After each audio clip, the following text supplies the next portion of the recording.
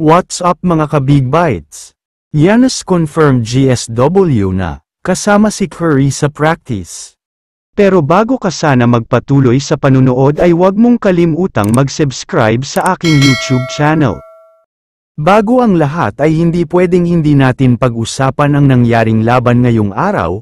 Tinapos na nga ng Oklahoma City Thunder ang kanilang serye kontra sa Minnesota Timberwolves. Grabe ang ginawa nila sa Game 5. First half pa lang kasi ay umabot na sa halos 40 big points ang tambak, napakahigpit ang depensa ng OKC dito.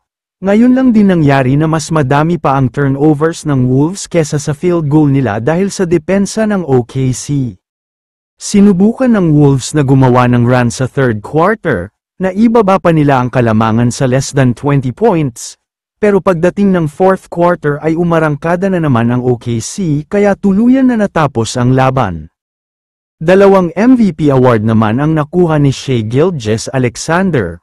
Una ay ang Season MVP Award, pangalawa ngayon ay ang Western Conference Finals MVP, at mukhang siya na din ang makakakuha ng Finals MVP kung mag-champion sila.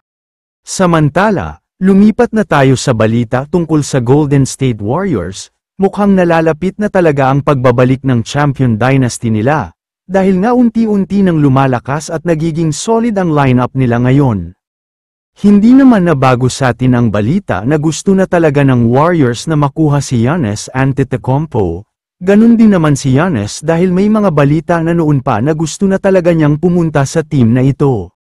Pero may mga balita na kumakalat talaga ngayon, at sinasabing nasa Warriors practice na daw si Giannis. Sa katunayan pa nga niyan ay kasama na daw niya sa practice ang tinaguriang greatest shooter of all time na si Stephen Curry.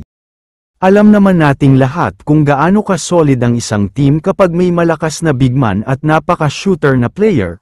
Huwag din natin kakalimutan na may Jimmy Butler pa sila na sobrang magaling talaga at isang team player.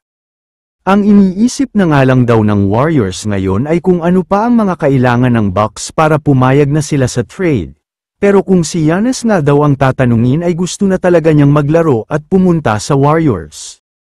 Isa daw talaga sa pangarap niya ang maglaro sa team na ito. Wala naman daw problema Milwaukee Bucks organization, pero ang gusto lang daw mangyari ni Giannis sa ngayon ay maghanap ng bagong magbibigay sa kanya ng kasiyahan.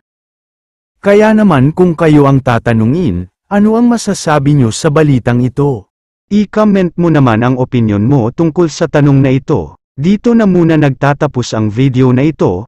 Maraming salamat sa panunood mga ka-Big Bites. God bless sa inyong lahat.